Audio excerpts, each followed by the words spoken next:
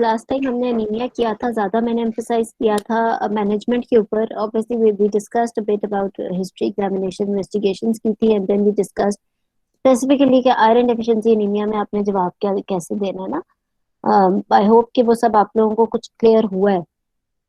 अगर उसमें कुछ क्वेश्चंस हैं तो बता दें। आयरन डेफिशिएंसी में ठीक है। और जो तरीके से मैंने जिस तरीके से आप लोगों को बताया, मैं आपको एडवाइस करूंगी, ये महीना है फेब का, एग्जाम है मार्च में फॉर एग्जाम्पल, तो मैं तो कहूंगी डेली का अपने माइंड में एक सिनेरियो बनाओ कि for example patient is at 32 weeks, she is having hemoglobin of 8, she has got iron deficiency anemia, she never had oral iron before। अब जवाब दो, क्या दोगे? देन यू विल से उसका जवाब बोलो।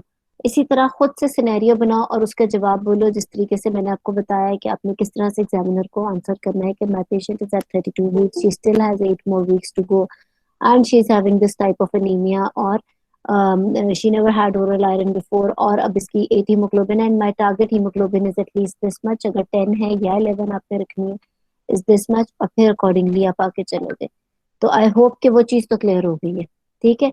अब हमने आगे करना है, जो कि अभी हम पहले भी बात कर रहे थे, एक और बहुत इंपॉर्टेंट एस्पेक्ट है। जैसे एनीमिया इंपॉर्टेंट एस्पेक्ट है ऑप्स के अंदर, इसी तरह गायनी में एनीमिया बहुत इंपॉर्टेंट है। हमारे एग्जाम वाले भी और हमारे मुल्क में भी हर पेशेंट को वो होना है, हर पेशेंट को एनीमिया होगा। somebody is asking some question in chat। चलो ठीक है, चैट में पूछ लो या हैंड रेस करके पूछ लो या अपना माइक अनम्यूट करके आप पूछ सकते हो बीच में क्वेश्चन ना। अस्सलाम वालेकुम मैडम। जी वालेकुम सलाम। जी फैजा। मैडम बस एक क्वेश्चन ये पूछना है, लाइक एक ट्विन मेरे पास टर्म पे आई है और हम्म। फर्स्ट फर्स्ट ट्विन जो है उसका ट्रांसफर्स है। आई एम प्लानिंग हर सिजेरियन और हम्म। उसकी एचपी 9.8 है। हम्म। अ, मैडम मुझे उसको ट्रांसफ्यूज करना है, like twin is a condition कि मेरे पास ज्यादा चांसेस हैं कि she can go in PPH. बिल्कुल ठीक मुझे है। 9.8। क्या टर्म पे है वो patient? She is at like, जी मैडम। ठीक है। अब उसका आपको करने का प्लान है और आपने सिजेरियन करना है फॉर एग्जाम्पल, जी डायकोरियोनिक है और वो वीक्स पे है, और अब आपने प्लान किया है कि आपने करना ही है, and she is at 9.8 haemoglobin, if she is primary gravid, आप दोनों चीजें जस्टिफाई कर सकते हो। आप इन हैंड रख के, दो ब्लीड करा के इन हैंड रख के सिजेरियन से प्रोसीड कर सकते हो even with 9.8 haemoglobin in a twin.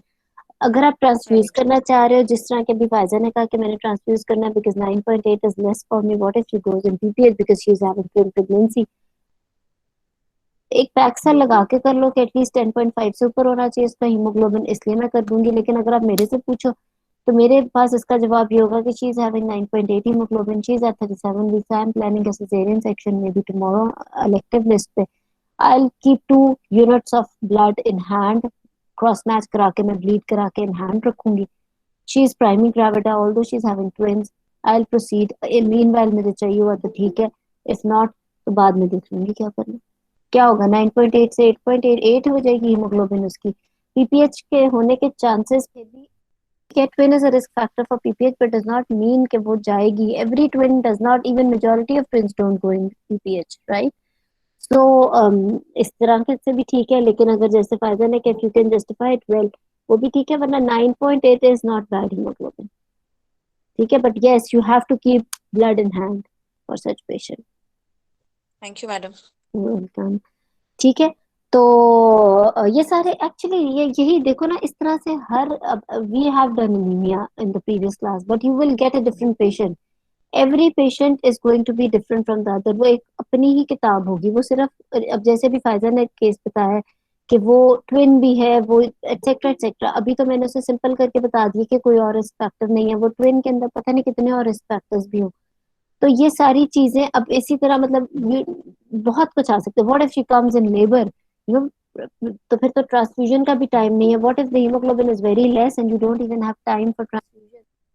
तो ये सब क्लिनिकल सिनेरियोज है, इसलिए कह रही हूँ कि अभी मैंने क्यों सोचा कि अभी ये कौन सा महीना है और आपका इम्तिहान कब है, बिकॉज अगर मार्च में डेली का भी एक सिनेरियो सोच के दिमाग में आंसर बनाओगे तो मुश्किल होगा। मतलब इट इज सो इम्पोर्टेंट, और अगर अभी से प्रैक्टिस डेली नहीं करोगे कि अनीमिया के केस का जवाब कैसे देना, एग्जाम में तो इतना दिमाग काम नहीं करता। वेरी फ्रेंकली, एग्जाम इस तरह का सिनेरियो है, उसमें तो एक आपके ऊपर एक अजीब सा एक ऑरा ही और इर्द गिर्द होता है ना, कि आप अजीब से उसमें स्टेट ऑफ माइंड में बैठे होते हो और आपकी इतनी अकल काम नहीं कर रही होती कि इसमें, but if you have revised it daily, अगर आप रोज के रोज इसको रिवाइज करते रहे हो ना, तो वहां पे खुद ब खुद ही दिमाग चलना शुरू हो जाता है कि yes my patient is at इतने वीक्स, जैसे ट्विन है, इसी तरह बोलना शुरू करो, she is at 37 weeks, I am planning her caesarean, elective caesarean tomorrow, her haemoglobin is 9.8। तो आज मैंने क्या करना है, मैंने इसके 2 ब्लड ब्लीड कराने, इफ यू थिंक ट्रांसफ्यूज करना है देख लो, लेकिन 2 ब्लड ब्लीड कराने, और मेरे पास at the time of caesarean section 2 blood in hand होंगे, तो मैं उसका सिजेरियन करने जा रही हूँ, ठीक है ना।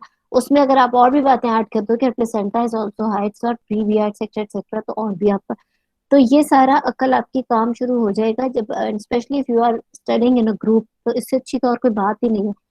हर रोज का सेशन स्टार्ट करने से पहले 5 मिनट सिर्फ अनीमिया का एक सिनेरियो बना के बारी बारी बोलो, दैट्स इट। एक दूसरे को दे दो, patient is at 30 weeks etcetera. आप लोग ज्यादा अच्छे सिनेरियोज बना सकते हो मेरे से भी, बिकॉज आप लोग तो इतने मरीज देख रहे हो हॉस्पिटल्स में जा जाके ना, तो आप 4 लोगों का ग्रुप है, एक दूसरे को सिनेरियो बनाओ, एक बंदा जवाब दो। हर रोज पढ़ाई का स्टार्ट करने से पहले ये सेशन कर लो, because you everyone is going to get a patient of anaemia, क्योंकि हमारे मुल्क में हर औरत को एनीमिया है, ठीक है ना। तो इस तरीके से आप एनीमिया की प्रैक्टिस करोगे, स्पेशली फॉर दोस्त जिनका मार्च में एग्जाम है। उसके बाद आ जाता है गायनी के अंदर एनीमिया, हाँ उसके बाद ये B12, folic acid deficiency anaemia, ये सब आ जाता है। इसको बहुत क्विकली इसलिए कर लेंगे because it's more of theoretical. B12 folic acid deficiency anaemia exam में आना बहुत रेयर बात है, तो इस वजह से वो नहीं करना। हाँ लेकिन yes you should know at least कि आपने क्या वो करना है। यस थैलेसीमिया आपको आ सकता है, थैलेसीमिया के लिए again as we discuss before, वही सारे हिस्ट्री की बातें, because shortness of breath etcetera etcetera. इसके अंदर थोड़ा सा इन्वेस्टिगेशंस में अगर कोई कंफ्यूजन है मेरे से पूछ लो। अगेन वही उसी तरह आरबीसी इंडिसेस, पेरिफेरल स्मेयर, बहुत ज्यादा बात मैंने लास्ट टाइम की नहीं थी आरबीसी इंडिसेस और पेरिफेरल स्मेयर की, आई रिमेम्बर। और even I did not discuss much about oral iron and IV iron की टाइप्स, वो सब भी बहुत अच्छी तरह पता होनी चाहिए, एकदम से मुझे याद है उससे रिलेट करके। इसके अंदर ना RBC indices, peripheral smear, thalassaemia और आयरन डेफिशिएंसी एनीमिया में माइक्रोसिटिक हाइपोक्रोमिक एनीमिया तो हो गई। और साथ में अब वो हमारी थोड़ी सी डिस्कशन हुई थी अबाउट एचबी इलेक्ट्रोफोरेसिस। हर एक में HB electrophoresis I don't really recommend, अगर आपके डिपार्टमेंट में होता है, बहुत सारे डिपार्टमेंट्स में कराया जाता है हर मरीज में जो कि जो कि माइक्रोसिटिक हाइपोक्रोमिक एनीमिया के साथ है। बट आई वुड से कि जिसके अंदर एमसीएचसी की वैल्यू अगर लो आ रही है और सीरम फेरेटिन लेवल भी लो है, you don't need to get haemoglobin electrophoresis done. किताब के अंदर एक पूरी लंबी लिस्ट ऑफ इन्वेस्टिगेशन है जिसके अंदर TIBC, serum ferritin, serum iron और बहुत बेतहाशा और इन्वेस्टिगेशन नहीं है। जो हमने एग्जाम में मांगनी है वो वही है जो हम अपने वार्ड में करते हैं। कोई एक आप लोगों में से बता दे कौन क्या क्या इन्वेस्टिगेशंस आप वार्ड में करते हो फॉर एनीमिया।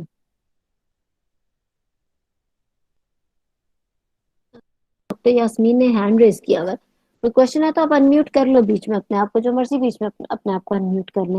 हाँ जी कोई बता दे जल्दी से, तो ट्राई कर लो। मैम क्या complete blood CBC count, with the good, peripheral smear. ठीक कंप्लीट है। Blood count. हाँ हाँ जल्दी से बता दो क्योंकि आज जरा हमने डिस्कशन और भी करनी है लंबी। complete blood count है, then hemoglobin is low, then what RBC indices, and then you are asked for the peripheral Ma'am, smear, right? RBC indices and CHP. RBC indices and peripheral blood picture hmm for the typing of anemia. Hmm And ma'am अगर RBC indices वो लो देते हैं तो serum ferritin hmm and ma'am बस और तो नहीं, और स्टूल फॉर ऑकल्ट ब्लड। देखो सीरम फेरेटिन तो वैसे भी मांगी, मैं आपको बताती हूँ जल्दी से क्विकली बता देती हूँ। सीबीसी आपने मांगना है, हीमोग्लोबिन कम है, आरबीसी इंडिसेस, आरबीसी इंडिसेस क्या है आपको पता होना चाहिए, MCH MCH three, right. And even if whatever are the RBC indices, you will ask for the peripheral smear. Whatever the peripheral smear is, you will ask for the serum ferritin because hemoglobin is low and it's microcytic hypochromic anemia, especially in the peripheral smear, right? You will ask for serum ferritin. You can even, कुछ departments में TIBC भी होता है which is not bad, वो भी करा लो, कुछ में नहीं होता ना कराओ, सीरम फेरिटिन ही काफी है, सीरम आयरन कराने की जरूरत नहीं है। अच्छा, उसके बाद H B electrophoresis, right. H B electrophoresis हर एक में कराओगे या नहीं? मैंने जहाँ पे मैंने काम किया, जहाँ पे मैंने ट्रेनिंग ली, वहां पे हर एक में इलेक्ट्रोफोरेसिस होता नहीं था। प्रैक्टिकल क्लिनिकल प्रैक्टिस में भी और अदरवाइज भी जो मैंने अपने उस्तादों को भी देखा, I don't really think so कि हर एक में haemoglobin electrophoresis, and I don't really recommend कि एग्जाम में हर माइक्रोसिटिक हाइपोक्रोमिक को आप हीमोग्लोबिन इलेक्ट्रोफोरेसिस मांग लो, स्पेशली इफ इट इज, अगर एमसीएचसी भी लो है और वो सारे डिसीज का criteria is going more towards iron deficiency anaemia, तो फिर इतना लंबा चौड़ा और महंगा टेस्ट कराने की हर एक में जरूरत नहीं है, स्पेशली मल्टी ग्रेविटा में। अगर अगर मल्टी ग्रेविटा में तो हीमोग्लोबिन कम होगा ही, पहले पिछली प्रेगनेंसी में उसे कभी ब्लड लगा नहीं, अब आप उसके इलेक्ट्रोफोरेसिस मांग रहे हो तो देर इज नो पॉइंट। ठीक है, खैर। तो लेकिन अगर एमसीएचसी उसकी इस तरह की रेंज में आ रहा है कि वो थैलासीमिया की तरफ जा रहा है, यानी वो नॉर्मल है एमसीएचसी, लेकिन माइक्रोसिटिक हाइपोक्रोमिक एनीमिया, बेशक सीरम फेरिटिन लो भी हो, you will ask for that, for haemoglobin electrophoresis, right. फिर हीमोग्लोबिन इलेक्ट्रोफोरेसिस में अगर थैलेसीमिया आ गया तो अगली इन्वेस्टिगेशन क्या होगी? जल्दी से बता दे कोई। Husband haemoglobin electrophoresis. Yes, very good. Husband haemoglobin electrophoresis report, just to see कि वो भी थैलेसीमिया ट्रेट है, तो फिर हम उसके आगे बेबी की तरफ भी ध्यान दें। अच्छा, और क्या इन्वेस्टिगेशंस होती है एनीमिया में? हमने last time stool for occult blood भी डिस्कस किया था, फॉर मलेरियल पैरासाइट भी डिस्कस कर लिया था, और आई थिंक इसके अलावा और तो नहीं। अच्छा, आरबीसी इंडिसेस और पेरिफेरल स्मेयर में कई दफा बड़ी कंफ्यूजन क्रिएट की जाती है एग्जाम में, अजीब से दे देते हैं। कई दफा वो माइक्रोसिटिक हाइपोक्रोमिक होता है but then RBC indices are fine, कई दफा वो अजीब मिक्स्ड सी पिक्चर होती है। आई डोंट नो अगर किसी ने इस तरह का एग्जाम में सिनेरियो फेस किया या नहीं। कई दफा अगर उसका आरबीसी इंडिसेस खराब हैं बट पेरिफेरल स्मेयर में नॉर्मोसिटिक भी दे देते हैं, दैट्स स्ट्रेंज। उसकी वजह ये होती है क्योंकि जो अनीमिया होता है ना, जो स्पेशली आयरन डेफिशिएंसी अनीमिया, ये बड़ा स्टेप वाइज बॉडी के अंदर डेवलप होता है। इसकी कुछ स्टेजेस हैं। स्टेज जो अर्ली स्टेज है विच इज स्टेज 1, उसके अंदर एरिथ्रोपोइसिस बढ़ता है और वो कॉम्पेंसेटरी स्टेज होती है, उसमें हीमोग्लोबिन भी कम नहीं हुआ होता, उसके अंदर टीआईबीसी और लेकिन कम हो चुका होता है और टीआईबीसी बढ़ चुका होता है, लेकिन हीमोग्लोबिन कॉम्पेंसेटरी वजह से, बिकॉज एरिथ्रोपोइसिस बढ़ा होता है तो हीमोग्लोबिन मेंटेन हो रहा होता है। उससे अगली स्टेज के अंदर उसका हीमोग्लोबिन लो होता है, राइट। उससे अगली में पहले अभी आरबीसी इंडिसेस खराब होते हैं और फिर पेरिफेरल स्मेयर खराब होता है अगली स्टेज पे, और फिर आखिरी स्टेज में जब बहुत सारा मजीद अनीमिया होता जाता है अगर उसके अंदर, अब despite RBC indices peripheral smear भी खराब होते हैं, तो फिर वो जाके एंड अप होता है शॉक के अंदर। ठीक है ना, यानी कि वो सिवियर किस्म की डेफिशिएंसी हीमोग्लोबिन की, और फिर वो कॉम्पेंसेटरी शॉक जो होता है हार्ट फेलियर, और उसकी तरफ वो आ जाता है। तो ये जो मिक्स पिक्चर अगर एग्जाम में आरबीसी इंडिसेस की आए तो वो होती है, वो इट्स बिकॉज के anaemia is developed in stages, एकदम से नहीं होता कि आयरन डेफिशिएंसी हो गई है तो जी एकदम से ही सेल्स इफेक्ट हो गए। पहले तो बॉडी कॉम्पेंसेशन की तरफ जाती है, एरिथ्रोपोइसिस बढ़ता है तो एरिथ्रोसाइट्स बढ़ जाते हैं, वो नॉर्मल होता है, but serum ferritin is low and TIBC is low, and then haemoglobin gets low. Haemoglobin low होने की वजह से सेल्स का आरबीसी इंडिसेस और पेरिफेरल स्मेयर पे इफेक्ट आना शुरू हो जाता है, और उसके बाद फिर जाकर वो शॉक आता है। पहले आरबीसी इंडिसेस खराब होना शुरू होता है, फिर पेरिफेरल, तो because it's happening in stages, इस वजह से कुछ मिक्स सी पिक्चर आ जाती है। और कोई इन्वेस्टिगेशन रह गई हो, ठीक है। सो हाँ, अगर यही गैलोब्लास्टिक एनीमिया हो या मैक्रोसिटिक एनीमिया आ जाए पेरिफेरल स्मेयर में, या एमसीवी बहुत ज्यादा आ जाए, then we ask for vitamin B12 level, serum vitamin B12 level and folic acid level.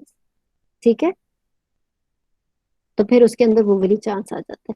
Thalassaemia अगर किसी पेशेंट के अंदर है तो उसके अंदर ऑब्वियसली वी नो कि आईवी आयरन तो हम नहीं देंगे थैलेसीमिया ट्रेट में, उसको ब्लड ट्रांसफ्यूजन लगेगी। ब्लड ट्रांसफ्यूजन कब लगानी है? जो थैलेसीमिक पेशेंट होते हैं ना, उनके अंदर haemoglobin is around mostly eight, देखो अगर 10 हीमोग्लोबिन के अंदर अचीव करना एक बहुत ही इम्पॉसिबल टास्क होता है, उनके अंदर अगर आपका हीमोग्लोबिन 9 तक भी रहता है ना at term, you should be very happy. 9 पे टर्म वाला हीमोग्लोबिन को आपने बहुत परेशान नहीं होना। Throughout antenatal it's better to keep her haemoglobin above 8 at least.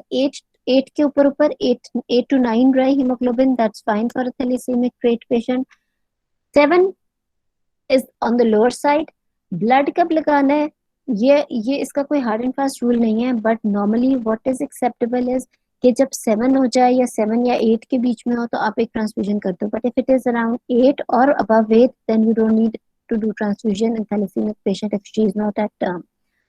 At the time of delivery, 9 or more than 9 is more than enough for a thalassemic trait patient. उसमें आपका टारगेट हर वक्त 11 या 10.5 गलत है। ये ना हो कि पेशेंट अगेन वही जैसे अभी फाइजर ने कहा कि 9.8 हीमोग्लोबिन अगर किसी मरीज की और वो थैलेसीमिक थी, ये तो बहुत ही अच्छी हीमोग्लोबिन है थैलेसीमिक पेशेंट में, ठीक है, तो फिर आपको नहीं, ऑब्वियसली ब्लड तो हम रखेंगे क्योंकि हम आईवी आयरन तो उसको वैसे ही नहीं दे सकते, तो वो नहीं करना।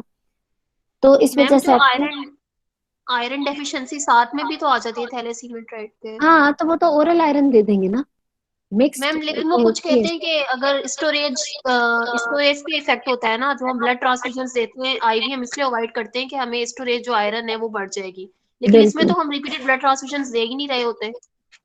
जरूरत पड़ सकती है ना, देखो जरूरत भी पड़ सकती है। हमने इधर आईवी आयरन लगाया, वो लिवर को जाके देखो, आईवी आयरन और ओरल आयरन का तो एक ही इफेक्ट आता है उसके अंदर, लेकिन आईवी आयरन से एकदम से उसका जब लोड बढ़ जाएगा और आप उसे खत्म भी नहीं कर सकते क्योंकि आप एक दफा उसे ट्रांसफ्यूजन दे चुके हो, तो वो उसका आयरन ओवरलोड का डैमेज आ जाएगा। लेकिन आप उसको ओरल डोज पे रखो, बेशक बीडी आयरन दे दो, ठीक है, लेकिन साथ उसका हीमोग्लोबिन मॉनिटर करेंगे। अगर वो 8 से don't need to do transfusion, just keep her on BD iron और oral जैसे आपको ठीक लग रहा है वो iron according to ferritin stores, और लेकिन आईवी आयरन नहीं लगाना इसको। Thank you ma'am. ये सब लोग इस पे बहुत कंफ्यूज करते हैं, कुछ कहते हैं लगा दो, ये ना करो नो इसके नो बजाय। नो, थैलेसीमिक ट्रेट पेशेंट को आईवी आयरन नहीं लगाना, क्योंकि जब आईवी लगा दिया वो टारगेट सेल के आईवी बारे दिया में हुआ आप था, वापस नहीं ले सकते। जी, टारगेट सेल के बारे में आज मैं सीबीसी रिपोर्ट देख रही थी, तो उसमें टारगेट सेल भी लिखे हुए थे target cells poikilocytosis, anisocytosis, target cell thalassaemia में होते हैं, ये पेरिफेरल स्मेयर के अंदर आ सकते हैं। ये टारगेट सेल्स, पोइकिलोसाइटोसिस, ये सारी टर्म्स एक दफा देख लेना, but you don't really need them. All we need to know is कि it's a microcytic anaemia. Frankly हमें प्रैक्टिकली भी और एग्जाम में भी जो चाहिए, we just need to know that it's a macrocytic और microcytic anaemia. If it is macrocytic, what other investigations we need? If it is macrocytic, what microcytic, what other university, हमने microcytic पे कौन सा track लेना और macrocytic पे कौन सा, target cells, anisocytosis, but yes we should know. एक हिस्टोपैथोलॉजी साइटोलॉजी की बातें ये हमें पता होना चाहिए कि है क्या, लेकिन इसकी ना तो कोई इतनी सिग्निफिकेंस है, बिकॉज हम टारगेट सेल आ गए हैं तो हम लिख तो नहीं देंगे ना वो थैलेसीमिया के, हम तो इलेक्ट्रोफोरेसिस कराएंगे, right. Haemoglobin electrophoresis will prove कि वो थैलेसीमिक ट्रेट है कि नहीं, ठीक है। और बाकी जो मैक्रोसाइटिक है वो बड़ा सिंपल सा थ्योरेटिकल सा, किसी को भी नहीं आता, एग्जाम में आ जाए तो। क्यों नहीं आता? क्योंकि B12 और इसकी, बिकॉज हमारे मुल्क में वेजिटेरियंस नहीं है ना, हम लोग कहीं ना कहीं से हमारे अंदर बड़ा स्टोर है B12 का, तो वो इस वजह से it's very rare to get a macrocytic anaemic patient in exam. और फिर उसके आपको पता होना चाहिए, उसकी बस दो हल्की सी बातें होती हैं, जो फॉलिक एसिड डेफिशिएंसी है, इट इज ऑलवेज डिफेक्ट्स जो हम एमबीबीएस में पढ़ा करते थे। B12 is related to neuropathy basically patient की, मदर की। और करना क्या है, फ्रैंकली दोनों की एक ही मैनेजमेंट है मोर और लेस। अगर B12 आएगा उसमें तो मेथाकोबोलामीन के साथ फॉलिक एसिड भी देते ही हैं, तो मेथाकोबोलामीन के इंजेक्शन लग जाते हैं, और इनिशियली डेली, फिर वीकली और फिर मंथली लगते हैं। और फॉलिक एसिड के अंदर तो आप वैसे भी फॉलिक एसिड दोगे और उसकी डेफिशिएंसी और उसे मॉनिटर कर लोगे। और बस, हाँ, कॉज अगर देखनी है वो देख लो। B12 जो है उसके अंदर डिफरेंट कॉजेज होती हैं, पर्निशियस एनीमिया है, पता नहीं एडिसन्स डिजीज है, ये सारी थ्योरेटिकल बातें हैं। ये शायद आप लोगों ने एमसीक्यूज के वक्त पढ़ा होगा, बट जो सारी बात है ना कहानी, वो माइक्रोसिटिक एनीमिया की। मैडम एक क्वेश्चन है मुझे, मैम जैसे कि थैलेसीमिया जो हाँ, एक एक मैम करके आप थैलेसीमिया चलो पहले फायजा का ना बता दे, फिर इन्वेस्टिगेशन सहर। हाँ सॉरी T2 मैडम और मुझे जस्ट LDH का एक सॉरी, मिनट, डॉक्टर फाइजा आप पहले बोले। हाँ जी।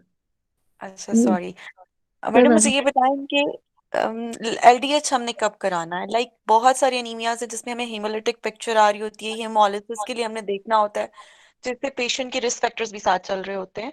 हम कभी मसलन हाइपरटेंसिव, लाइक मैडम किसी पेशेंट को जैसे हेल्प की पिक्चर किसी में आ जाती है, हम एलडीएच की तरफ सोच रहे होते हैं और वो एनीमिक भी होते हैं, क्योंकि मैम बहुत सारे पेशेंट्स में क्रोनिक हाइपरटेंशन चल रही है। जब हम आईसीयू के पेशेंट देख रहे होते हैं, एलडीएच का कहाँ पे रोल है? मुझे आज तक समझ नहीं आता कि हम एलडीएच किस तरह के आपके एनीमिया में अंदर, कराएंगे। देखो मेरी बात सुनो, अगर हेमोलिसिस वाला अनीमिया है और इतना हेमोलिसिस हो रहा है तो उसके अंदर उससे पहले तो उसके बिलिरुबिन, और हेल्प वाले मरीज के अंदर हेमोलिसिस देखने के लिए एलडीएच कराना is not at all recommended actually. और एलडीएच का ऑप्स के अंदर कोई कहीं पे हमारे इसमें रोल नहीं आएगा। उससे पहले ही देखो, हेमोलिसिस के लिए तो और आपको बिलिरुबिन ही नजर आ जाएगा, जॉन्डिस नजर आ जाएगा ना कुछ उसके बीच में। तो हेमोलिटिक एनीमिया के अंदर एलडीएच क्या प्रूव कर देगा? It's not. देखो जब भी किसी इन्वेस्टिगेशन की हम बात करेंगे उसके अंदर हम सेंसिटिविटी उसकी देखते हैं ना बेसिकली। तो LDH is ठीक है। is going to be an extra investigation and it's going to be very expensive actually, और very frankly LDH is one enzyme जो कि बहुत सारी कंडीशंस में रेज होता है। इवन अल्लाह ना करे किसी का LDH malignancy में भी ज्यादा हो तो वो भी, उसकी भी सेंसिटिविटी इतनी ज्यादा नहीं है, क्योंकि LDH is related with so many other things in the body। ठीक है मैडम। ठीक है, सो इसको इसको कंफ्यूज ना करो ज्यादा, ये ज्यादा पढ़ने का नतीजा है ये वाला सवाल। ठीक है मैडम। हाँ जी, डॉक्टर साहर कुछ कह रही थी। मैं आपसे जी मैम, मैं पूछना चाह रही थी कि थैलेसीमिया एंटीनेटल जो गाइडलाइन में इन्वेस्टिगेशन लिखी हुई है T2 और कार्डियक एको, वो विद आयरन एनहांसिंग और इस तरह काफी ये हैवी हैवी मेजर किस्म की चीजें लिखी हुई ये मेजर देखो, जो थैलासीमिया ट्रेट है ना उसके अंदर तो आपको ये सारा कुछ हेवी किस्म की इन्वेस्टिगेशन, देखो एक्स्ट्रा यूज ऑफ रिसोर्सेज और वो जो ये थैलासीमिया मेजर के अंदर जो है ना वो सारा कुछ तो चलो ठीक है, इतनी हेवी किस्म की कैपिटल एको, और because if a patient is on is having thalassemia major, then she is having obviously हमारे इसमें इस एज तक पहुंचना with major with thalassaemia major and getting pregnant then, और फिर आयरन उसके अंदर आयरन चिलेटिंग जो थेरेपी होती है वो सारा कुछ, तो उसके अंदर ये सारी चीजें आ जाती हैं जो आप कह रहे हो। जी। ठीक है, इट्स नॉट तो एट मतलब हमें ऑल, रूटीन नहीं चलना, स्पेसिफिक एक्स्ट्रा कुछ नहीं, वो नो सिर्फ नो प्लीज यही मैं डोंट, आपसे पूछ एंड इट्स नॉट रहा at all related to thalassaemia minor और थैलेसीमिया ट्रेट पेशेंट। ये जो आप सारा आप कह रहे जी। हो ना, ये सिर्फ उसके नतीजे में है कि अगर आप आयरन ओवरलोड एक्सपेक्ट कर रहे हो, और वो फ्रैंकली थैलेसीमिया ट्रेट को नहीं हो सकता, क्योंकि उसको किसी ने मतलब क्यों आयरन ओवरलोड करना। आयरन ओवरलोड होता है थैलेसीमिया मेजर का पेशेंट। वो एक फिर थेरेटिकल और एक फैंटेसी सी है हमारे लिए कि हमारे मुल्क में या even in the world also it's not easy for thalassaemia major patient to reach that age कि वो प्रेग्नेंट भी हो और फिर उसकी ट्रीटमेंट हो। मेजर वालों का survival reaching to that stage थोड़ा सा मुश्किल होता है ना इस वजह से। So, मेजर अगर आया वो yes theoretically it's very important, but exam point of view से मेजर का कोई काम नहीं है खास। ठीक है, मैडम और एक मैं एक क्वेश्चन पूछूं? जी मेरे जरूर। पास पेशेंट, थैंक मैडम जी उस दिन एक फर्स्ट। पेशेंट आई हुई थी, पहले दोनों हस्बैंड वाइफ थैलेसीमिया ट्रेट हैं और अभी वो सीवीएस करा के आई थी, तो उसका बेबी थैलेसीमिया मेजर था, तो वो टर्मिनेशन के लिए आई हुई थी 14 वीक्स पे। मैडम मैंने आपसे ये पूछना है, उसका फर्स्ट बेबी एक थैलेसीमिया मेजर है जो कि उस वक्त डायग्नोज नहीं थी, वो एक उसकी बेटी थैलेसीमिया माइनर है। अभी जब हमारे पास इस तरह का पेशेंट एक आता है, उसके पास दो और जो लाइव किड्स हैं वो बिल्कुल ठीक है, उनको कुछ नहीं है मसला, तो मैडम मुझे सिर्फ ये बता दें कि हम लोगों ने अब एग्जामिनर सुनना चाहते हैं कि हम डायरेक्टली उसको टर्मिनेशन की ऑप्शन देंगे, हम बोन बैरो की तरफ जाएंगे? क्योंकि पेशेंट खुद एजुकेटेड थी, वो मुझे कह रही थी कि मुझे किसी ने बताया है कि हम करा सकते हैं, आप मुझे इन्फॉर्मेशन दें कि मैं इसको चला सकती हूँ या नहीं। ऑल्दो के सर्वाइवल के साथ आगे बहुत सारे इश्यूज हैं, उसका पहले भी एक बच्चा है, लेकिन मैडम हमने एग्जाम के सिनेरियो से ऐसा कुछ बताना है टर्मिनेशन उनको। बेहतर है, टर्मिनेशन। टर्मिनेशन। क्योंकि देखो थैलेसीमिया मेजर के अंदर जो ट्रांसप्लांट ऑफ बोन मैरो भी है, I don't know, she's already having one child who is thalassaemic major. उसका भी या तो वो पहले उसका बोन मैरो ट्रांसप्लांट, फिर बोन मैरो ट्रांसप्लांट के बाद कितना सर्वाइवल है। अगर ये मैरो ट्रांसप्लांट उन बच्चों के लिए बेसिकली है जो कि डायग्नोज नहीं हुए एंटीनेटली एज थैलेसीमिया मेजर, और अब उनके डिलीवरी हो गई and now they are alive and they are being treated, but who are not born yet and in the first trimester, and she got her CVS done also. तो फिर I think bone marrow transplant का भी it's not 100%, it has got its own complications, then वही सारी चीजें, all the burden for risks related, all that. तो इस तरह के में टर्मिनेशन जो कि थैलेसीमिक मेजर डायग्नोज हो गया in utero, termination is the better option specially in first trimester. हाँ, अगर यही डॉक्टर फिर उसमें कॉम्पैक्टिबिलिटी का भी इश्यू होता है ना, फिर उसमें कॉम्पैक्टिबिलिटी का भी इशू होगा कि उसका दूसरे बच्चों के साथ मिलेगा या नहीं, तो कॉम्पैक्टिबल बोन मैरो ट्रांसप्लांट करना होता है ना। जो बोन मैरो ट्रांसप्लांट है वो तो कोई चीज, वो तो कंपैटिबिलिटी, चलो अगर हम बेस्ट सर्कमस्टेंसेस में भी कर लें फिर भी, और फिर जिस उस स्टेज तक वो सरवाइव करे जब तक बोन मैरो ट्रांसप्लांट होना है, तब तक पता नहीं कितनी कॉम्प्लिकेशंस, मेजर वाला जो है, it's not just deficiency of haemoglobin और transfusion that is given to that major वाला patient, it is the other thing, it's a complete endocrine metabolic syndrome जो बॉडी के अंदर होता है। क्यों 5, 6, 10 साल से ज्यादा की एज नहीं है सर्वाइवल इन बच्चों की, बिकॉज इट्स नॉट जस्ट कि हीमोग्लोबिन या सिर्फ ब्लड ट्रांसफ्यूजन है जो उनके लिए खतरनाक है, it's their spleen, liver, endocrine, reproductive, metabolic, everything is not in order in these children.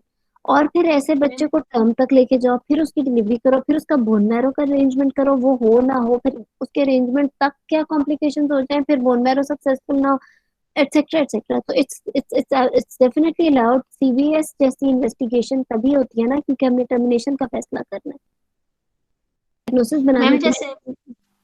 Ma'am जैसे भी फायजा ने पूछा था कि एलडीएच का, मैम अगर हमें वो पेरिफेरल ब्लड पिक्चर पे स्फीरोसाइट्स और शिस्टोसाइट्स ब्लड सेल्स दे देते हैं, हिमोलाइटिक पिक्चर देते हैं, तो हम आगे एलएफटीज, पीटीए, पीटीटी और रेक्टिक काउंट पूछेंगे ना जी मैम, तो एलडीएच वहां पे पूछ सकते हैं या सिर्फ यही काफी है? यही काफी नहीं, एलडीएच बड़ी इनसिग्निफिकेंट सी ब्लड इन्वेस्टिगेशन है, एलडीएच बहुत सारे और चीजों में भी रेस्ट होता है। सो मैम रेक्टिक काउंट हम इस, जी आप बताएं मैम, सॉरी मैं ये कह रही हूँ कि एलडीएच अगर रेज्ड उसको एग्जामिनर ने दे दिया तो फिर ये डिस्कशन शुरू हो जाएगी कि अच्छा फिर किस किस चीज में एलडीएच ज्यादा होता है, क्या इसने ऐसी दवाई खाई, फिर आपको वो पता होना चाहिए कि एलडीएच किस किस चीज में ज्यादा होता है, मतलब वो फिर एक अजीब सी डिस्कशन शुरू हो सकती है और which is just wastage of time. और वो रेक्टिक काउंट हमने रेज होगा, रेटिक काउंट, हाँ रेटिक काउंट आप मांग लो बिल्कुल हीमोलिटिक के लिए, उसमें कोई हर्ज नहीं है, वो रेलेवेंट इन्वेस्टिगेशन है। ठीक है, ओके मैम, ठीक है, चल अच्छा अब जल्दी से थोड़ा सा टच कर लेते हैं गायनी के अंदर अनीमिया। वो बड़ा छोटी सी बात है और बड़ा एक टिप है एक्चुअली। उसके अंदर ये होता है कि पेशेंट गायनी के केस में अगर आपको अनीमिया आ जाता है जिसके अंदर पेशेंट का हीमोग्लोबिन इज से 8, राइट, फ्रैंकली हमारी पॉपुलेशन में 9 को तो मैं एनीमिया कहती नहीं हूँ बिकॉज 9 से ही ऊपर होती है हर एक की, 9 से 10, 8 उसकी हीमोग्लोबिन है, तो what are you going to do? For example she is having fibroid, she is there with HMB and you are planning surgery and she is there with 8 haemoglobin, क्या करोगे? कोई एक जल्दी से जवाब देता है। मैम वैसे तो हमें यही हमने बताया गया था कि ब्लड ट्रांसफ्यूजन नहीं करनी अगर आप मेजर सर्जरी कर रहे हैं प्लान, तो जैसे हिस्टेक्टमी कर रहे हैं या मायोमेक्टमी कर रहे हैं उसमें तो आपने ब्लड ट्रांसफ्यूजन ही देनी है। लेकिन अब जो न्यू गाइडलाइंस आई हैं वो ये भी कहती हैं कि उसका सेम ही है जो रेस करने का है आईवी आयरन का, तो आप आईवी आयरन से अगर आपके पास टाइम है, बायोप्सी जब तक आप कर रहे हैं उसकी रिपोर्ट आएगी 15 डेज है, तो आप उसको आईवी आयरन से बिल्डअप कर लें। मैम ये क्योरी हमें नहीं समझ। मैम इट डिपेंड्स कि इलेक्टिव सर्जरी कर रहे हैं या मैलिग्नेंसी के लिए सर्जरी कर रहे हैं। मैम इलेक्टिव भी कर रहे हो तो मेजर सर्जरी तो हो रही है ना, इलेक्टिव भी भले कर रहे मेरी हैं। बात सुनो, गायनी में तो इलेक्टिव ही सर्जरी कर रहे हैं ना, मैंने आपको सिनेरियो दे दिया है, डिपेंड क्या करता है ना, मैंने मैलिग्नेंसी की बात की, मैंने कहा patient is there with fibroid, you are planning myomectomy and she is there with HMB, 8 haemoglobin, क्या करोगे? एक किसी ने हैंड रेज ट्रांसफ्यूजन किया, करेंगे, 3 पैक सेल्स लगाएंगे और 4 पिंस अरेंज भी आप रखेंगे। लोगों ने अगर सवाल पूछना है आप लोग बेशक बीच में भी क्वेश्चन कर सकते हो, ठीक है, अपना अनम्यूट करके कर लो, जो हैंड्स रेज कर रहे हो ना प्लीज खुद ही से अनम्यूट करके क्वेश्चन कर लो। हाँ क्या? Ma'am, in this case, I would not and never transfuse because transfusion carries its own reactions, ठीक है, and transfusion also carries the risk of transmission of infections, especially in our society. So इसको I नहीं would not बता रहे हो, transfuse. ये जो मैंने सिनेरियो दिया उसका जवाब दे Yes, रहे हो ना? yes, ma'am. ठीक है, I will build up her hemoglobin with the help of parenteral iron. Meanwhile, if she is bleeding, I will keep her on Pramlatan to stop and control her bleeding, and then I will simultaneously I will build up her hemoglobin. Good. अभी तक सारे सवालों में से ये काफी करीब तरीन जवाब था, जिन सब ने अभी तक आंसर किया। कोई और आंसर करेगा?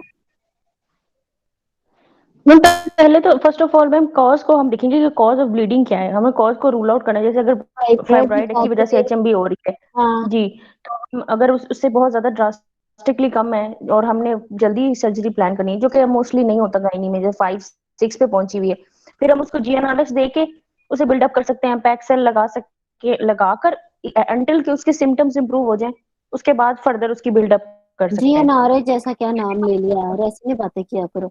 अब मैम मेरी जैसे सर्जरी भी करनी है, 5-6 खर्चा होगी भी तो इतना करा रहे हो। अच्छा देखो मेरी बात सुनो, हाँ सबीर ने जी। काफी करीब तरीन जवाब दिया। हुमा ने भी हैंड रेज किया हुआ है, अगर कुछ कहना है तो आप खुद ही अनम्यूट करके बात कर लो। अच्छा देखो ऐसा है, तो in gynae what we consider is कि जो सबसे इम्पोर्टेंट चीज है कि अगर तो सर्जरी होनी है तो time of surgery is important. When are we going to plan the surgery? She is having fibroid, she is having HMB. HMB का मतलब ये है कि पीरियड्स के दौरान से हैवी ब्लीडिंग होती है, बिकॉज फाइब्रॉइड है, fibroid is the cause of bleeding. तो अब जो हमने काम करना है, हमने उसके नेक्स्ट पीरियड से पहले ही करना है, ठीक है ना? तो आपने इसी तरह बताना, ये ना हो कि हम अभी ब्लड लगाएं और 10 दिन बाद उसके पीरियड्स आ जाए, वो सारा दोबारा ब्लीड कर जाए, तो फिर क्या 2 यूनिट और लगाएंगे? और मतलब what's the point? It's nonsense कि आप मरीज को पहले ब्लड लगा रहे हो। सो it all depends on the time of surgery, that where are you going to plan her surgery. If she is having fibroid and you have planned her elective surgery, myomectomy, and her periods are like around 1 week after today, तो आप उसका you will say that I would like to do her surgery before periods because the cause for heavy bleeding is fibroid. And if I'm going to do her surgery before periods, then I would like she's at 8 hemoglobin, it's less for myomectomy. I'll transfuse her maybe 1 blood, और जितना आपको लगता है, तो अगर 10 तक रखनी है 10 तक रख लो, keeping 2 blood in hand, या आपने 1 blood लगाना है, keeping 2 blood in hand, and then you will proceed before her period. अगर आपने अभी नहीं करनी, तो जैसे कि अभी डॉक्टर साहब ने कहा कि then we will prolong her periods, यानी कि I will give her Pramalyt. Don't say very expensive drugs like GnRH unless needed very specifically. GnRH का नाम लेना, एक 13,000 के इंजेक्शन का नाम ऐसे ही बस ले लेना, हालांकि शायद 5-10 रुपए की दवाई भी वही काम कर सकती है, तो ये एक बहुत बड़ी ज्यादती है। तो GnRH हमने वहां लेना है जहां पे उसकी बहुत ज्यादा नीड है। Although theoretically we know what GnRH is doing, what Pramalyt is doing, etc., etc. But yes, if Pramalyt can also do the same thing exactly with the same efficacy, then we don't need to even talk about such an expensive drug. तो आप कहोगे कि I will give her Pramalyt continuous with prolonged periods, I will build her hemoglobin. But why would you like to prolong her periods? आप उसको क्यों oral iron पे रखोगे? आप फटाफट उसकी सर्जरी करो बिफोर हर पीरियड्स, क्या पता वो जाके Pramalyt भी पूरी तरह ले ना और उसको वो हो जाए और फिर ब्लीडिंग शुरू हो जाए। तो if she is having myomectomy, 8 hemoglobin, she is having fibroid with 8 hemoglobin, HMB, I would like to do her surgery before her next period date, which is coming after 1 week or so. So I would like to transfuse her 1 unit of blood, will keep 2 units of blood in hand, and will take her to operation theatre for the surgery, and will remove the fibroid before her next period. ठीक है? तो ऐसे खाम खा पहले आप उसे प्राइमलेट दो, फिर आप उसे ओरल आयरन दिए जाओ। अभी किसी ने जवाब भी दिया था, फिर आप उसे ओरल आयरन दिए जाओ, और फिर आप उसको जो है महीना 2 हफ्ते पहले ओरल आयरन दो, और उसका इधर प्राइमलेट दिया जाओ। पता चले ओरल आयरन ने काम नहीं किया क्योंकि maybe because of some non compliance etcetera etcetera, फिर आप सोचो IVF, and meanwhile you are giving a Primolut and for no reason किलो से 2 महीने में जाके उसका 9 हीमोग्लोबिन किया, अब वो तंग आके कह रही है अब मैं प्राइमलेट छोड़ रही हूँ और छोड़ रही हूँ, वो फिर लीक करके आ गई है। तो इतनी कॉम्प्लिकेशन में एग्जाम में पढ़ने की जरूरत नहीं, you have to be very clear कि आपने कब किसको क्या देना।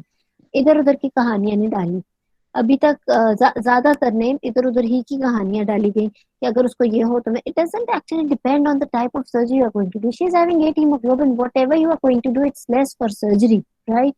So um, uh, uh, it actually depends कि आपने वो सर्जरी करनी कब है। यही पेशेंट अगर ओवेरियन सिस्ट की हो and you are planning surgery and for you 8 haemoglobin is less, लेकिन उसके बीच में पीरियड्स आ रहे हैं, तो पीरियड्स ओवेरियन सिस्ट को कोई फर्क पड़ना नहीं है, तो फिर चलो आप कहो कि मैं उसको जो हूँ ना अभी वेट कर लेती हूँ, मैं उसको 2 हफ्ते की दवाई दे दूंगी फिर कर लूंगी।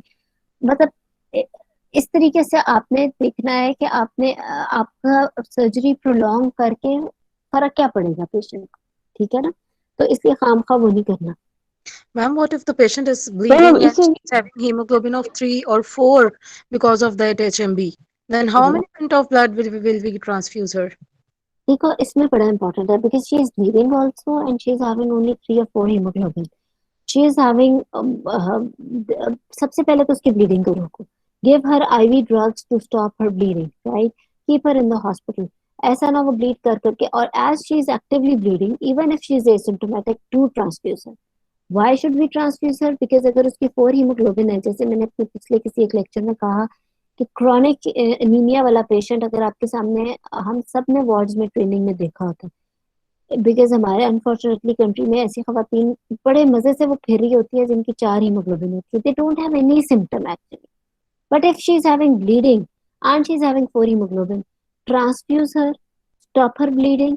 ट्रांसफ्यूज कितना करना है? At least keep her haemoglobin at 7, क्योंकि अगर वो ब्लीड कर रही है, उसके अंदर कोई टेंडेंसी है या उसके अंदर कोई कॉज है, it is still there and she can bleed again.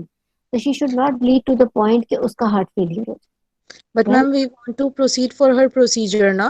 And Yes. before prior to procedure, her hemoglobin should be at least 11 gram per deciliter. So then, In gynae, in case of gynae. देखो सबीर, मेरी बात सुनो. Be very very practical. Yes, maybe in books it should be at 11, but in practical life it does not mean if patient is coming at 9, we will not do her surgery. Instead, I will transfuse her blood. 2 blood लगाऊंगी तो 11 करूंगी. 9 hemoglobin is also not bad. If she is there with 4 hemoglobin, you can give her कितने 3 पहले blood लगाओ, repeat हर haemoglobin, फिर obviously 3 blood does not mean कि एक दिन में लगेंगे, ये तैयारी पूरे 2 हफ्तों की अब तैयारी है। मीनवाइल आईवी उसको ड्रग्स पे रखो to stop her bleeding, give her Primolut, give her IV tranexamic, उस सबसे उसकी ब्लीडिंग मिनिमाइज करो, और साथ में आप उसका 4 से 5 6 7 पे जाके ऑल्टरनेट डेज पे ब्लड लगा के देन यू वेट, और you can give one more pack cell. 8 पे ले जाके आप उसको एक आईवी आयरन लगा सकते हो फेरिंजेक्ट का, then you can after 1 day you will give her one more pack cell. 9 haemoglobin होगी, आईवी आयरन का आपने स्टोर उसे दिया होगा, keeping her haemoglobin at 9 and keeping even 2 to 3 units of blood more in hand, you will proceed with the surgery. ठीक है, ivy iron का store आपने दिया हुआ है, और फिर सर्जरी के बाद उसके हीमोग्लोबिन को मॉनिटर कर लो। You already have got 2 or maybe 3 if you feel like, depend के कौन सी वाली आप सर्जरी कर रहे हो। So units of blood in hand and you will proceed. Does not mean के 4 से अब आप 11 तक ले जाने के लिए उसको 10 ब्लड लगा दोगे, या फिर एक पेशेंट 9 हीमोग्लोबिन के साथ है and she is there for maybe ovarian cyst or even mammectomy, you can keep 2 or 3 units of blood in hand, you can proceed with surgery. Does not really mean कि अब आप 9 वाले को 11 तक ले जाने के लिए 2 पैक सेल लगा दोगे। ये सारी वो बातें जो कि हम करते हैं वार्ड में करते हैं। वार्ड में किसको 9 हीमोग्लोबिन पे ब्लड लग जाता है, मुझे बता दो, किसी के डिपार्टमेंट में? एक बात पूछनी थी आपसे, अगर 4 हीमोग्लोबिन है तो हम पैक्सेल लगा के 7 कर दें, उसके बाद हम इंजेक्टेबल आयरन दे दें पेशेंट को, तो उसमें भी बिल्डअप हो जाएगा। ऑल योर ओन जस्टिफिकेशन, आप इस पूरे सिनेरियो को अपनी मर्जी से बदल सकते हो। इसमें सबसे इम्पोर्टेंट बात ये नहीं है कि आपने 3 ब्लड लगाए हैं, 4 ब्लड लगा के आईवी आयरन कब दिया और फिर अगला ब्लड कब लगा के सर्जरी पे लेके। इसमें इम्पोर्टेंट बात यह है कि आपने इस चीज की अर्जेंसी कैसे ली है। जैसे अभी सबीन ने बहुत अच्छा सिनेरियो दिया है, बिकॉज ये सिनेरियो आता है, अगर एग्जाम में नहीं तो आपको लाइफ में जरूर फेस होगा, क्योंकि जो पेशेंट ब्लीडिंग के साथ है वो पेशेंट 4 हीमोग्लोबिन के साथ भी आती है। तो इसके अंदर जो अर्जेंसी आपने शो करनी है, जो कंसर्न आपका है, वो ये examiner doesn't actually want to hear कि आप उसे 4 ब्लड लगा रहे हो, 5 लगा रहे हो, 3 लगा रहे हो। वो ये सुनना चाह रहा है कि you will keep her in the hospital, you will give her Primolut to stop her bleeding, you will give her IV too and you will transfuse blood. ये सारी चीजें साइड बाय साइड करनी है, ये नहीं लेना, मतलब इसमें वी डोंट इवन, हमारे लिए मैटर भी नहीं कर रहा कि उसको सिम्टम्स हैं कि नहीं। She is having 4 haemoglobin and is bleeding actively, that's it, बात नहीं खत्म। उसके सिम्टम्स हैं या नहीं है, I don't know, all I know is कि she is bleeding, she her haemoglobin is 4, I need to stop her bleeding and give her blood, that's it. ठीक है। OCPs के बारे में चार बता दो। चीजें बताई हैं, तीसरी चीज क्या बताई है? वो आवाज साफ जी मैम, नहीं है। प्राइमरी ये बताते हैं। क्या? सॉरी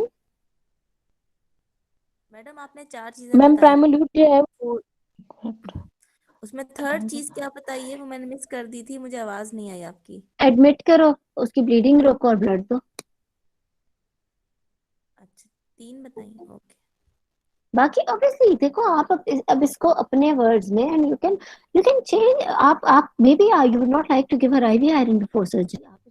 ओके जी, मैं इसका 8 तक हीमोग्लोबिन कर या 9 तक, बट यू नो इतने ज्यादा धड़ाधड़ ब्लड लगा के वो फिर आपके इट इट और साथ आपको पता हो कि it is going to take you 2 more weeks at least, ठीक है, for the management of this patient before you go ahead with the surgery. आपने अल्लाह ना करे इस तरह के मरीज को एकदम से सर्जरी पे ले जाके तो टेबल डेथ वाला काम तो नहीं करना ना। तो आपने उसको पहले स्टेबलाइज करना है पूरे चीज को, फिर आपने उसका वो करना है। ठीक है जी। OCPs के बारे में बता दें, जो इस तरह ब्लीड कर रही होती हैं तो उनको हम टेबलेट्स देते हैं, वाइट टेबलेट्स, OCPs। देखो, ये तो लॉन्ग टर्म और शॉर्ट का टर्म मैनेजमेंट है। हम तो इस वक्त बात कर रहे हैं कि आपने उसको मैनेज करना है, उसकी इस चीज को क्या उसे कहते हैं, सर्जरी की तैयारी के लिए। अगर तो आपने उसको लॉन्ग टर्म मैनेज करना है, if she is having hormonal imbalance और हार्मोनल प्रॉब्लम की वजह से उसे कोई ब्लीडिंग का प्रॉब्लम हो रहा है, तो वो फिर हार्मोन्स की तो डिस्कशन ही और है। अगर आपने ओरल ट्रीटमेंट देके उसे ट्रीट करना है, ना मैम, जो अभी वो ब्लीड कर रही है ना एक्टिवली, उसको सेटल करने के लिए उसके कैसे लिए वो करेंगे? नॉरेस्टेरॉन ही बेस्ट है, प्राइमलेट दो, ताकि वो फौरन से एक्ट करे। So, ma'am, मैम our कितनी final टेबलेट्स दें, conclusion is थोड़ा सा क्लियर कर दें। क्या क्लियर करूं, पूछे। मैम कितनी टेबलेट, यानी कि अगर फर्ज करें पेशेंट आई है, उसकी हमने अभी उसको मेंस्ट्रुअल साइकिल उसका स्टॉप हो जाता है और हमने अभी नेक्स्ट मेंस्ट्रुअल साइकिल से जो है ना पहले सर्जरी प्लान करनी है, हाँ, तो तो 15 mg से फिर उसमें 20 mg हमारा पर किस डे तरह इज द से डोज ना। 15 mg से 20 mg 20 पर डे? mg हमारे मुल्क में 5 mg वाली है नॉरेस्टेरॉन, तो TDS में देते हैं या फिर 2 BD देते हैं। दुबई वगैरह और कंट्रीज में 10 mg की आती है, तो वो 1 BD देते हैं। मैम मोस्टली जो गायनेकोलॉजिकल सर्जरीज है वो हम post exactly after menstrual cycle plan करते हैं। हाँ, तो मैम इसमें फिर हम ये जैसे एक अभी केस था, उसमें डिस्कशन हो रही थी, तो कि अगर मेंस्ट्रुअल साइकिल से पहले अगर आप करते हैं प्लान तो उसमें ब्लीडिंग के चांसेस बढ़ जाते हैं, क्योंकि एंडोमेट्रियम जो है वो ये सही, ऐसा देखो कुछ ये तो बात नहीं है? है, मैं बताती हूँ। जो प्राइमलेट है उसका जी इफेक्ट क्या होगा, because Primolut is progesterone before periods. Yes, at times because of hormones, progesterone, uterus थोड़ी सी सॉफ्ट हुई होती है।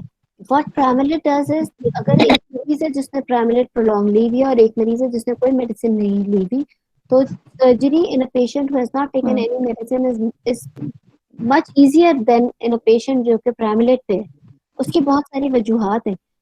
अगर आप एंडोमेट्रियोसिस की सर्जरी करने जा रहे हो प्राइमलेट मेडिसिन लेने वाला या मेडिकली ट्रीटेड पेशेंट के अंदर आपको सिस्ट वॉल का और ओवेरियन टिश्यू का प्लेन ऑफ क्लीवेज इजीली नहीं मिलेगा। अगर आप जा रहे हो उसकी तरफ, अगर आप माइमेक्टमी करने जा रहे हो और she is on Primolut to stop her bleeding, तो उसके अंदर यूट्रस बहुत सॉफ्ट हुआ होता है, she can bleed more, tissues tear off हो जाते हैं। जैसे एडिनोमायोसिस वाला यूट्रस होता है ना, सॉफ्ट सा और टीयर ऑफ होने वाला, उस तरह का टेक्सचर हुआ होता है। ये हार्मोन्स यस का अफेक्ट मैम है यही। टिश्यूज के ऊपर, और it does make a difference. Hmm doctor फिर पोस्ट जी क्यों करते हैं मायोमेक्टमी वगैरह? क्या करते हैं? पोस्ट मेंस्ट्रुएशन मायोमेक्टमी प्लान करते हैं ना, कि इसकी हम मायोमेक्टमी से हाँ, क्योंकि यूट्रस सॉफ्ट नहीं, देखो इसके बहुत सारे वजूहात हैं। एक तो ये कि आपका प्रेगनेंसी रूल आउट हो जाती है।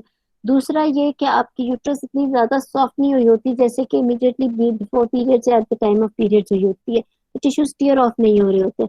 और उसके अलावा और क्या बात हो हाँ, उसके अलावा ये भी कहते हैं कि immediately after periods, at the end of periods, बल्कि till 10th day of period, थोड़ा सा जो सर्वाइकल सॉफ्टनिंग सी हुई होती है और ऑस थोड़ा सा ओपन हुआ होता है। तो उस टाइम पे it's always easier to manipulate you, अगर आपने वजाइनली मैनिपुलेशन करनी है। मैम फिर प्राइमलेट एंड कुछ लोग डेपो-प्रोवेरा भी इंजेक्शन भी दे देते होते हैं वार्ड्स में अक्सर, तो मैम वो सिंपल एक इंजेक्शन जाएगा, प्राइमलेट एंड हमें कंटिन्यू करनी पड़ेगी, नहीं वो नहीं देना? देखो इन सब मेडिसिन का सक्सेस रेट है, इन सब मेडिसिन का सक्सेस रेट अपने फंक्शन में, एफिकेसी है ना कह लो, वो हर एक की आपस में डिफरेंट है फॉर हार्मोनल मैनेजमेंट। इस वक्त हम उसके हार्मोन्स के लिए उसको दे रहे हैं, जिसमें प्राइमेलेट की efficiency is much more than the डेपोप्रोवेरा।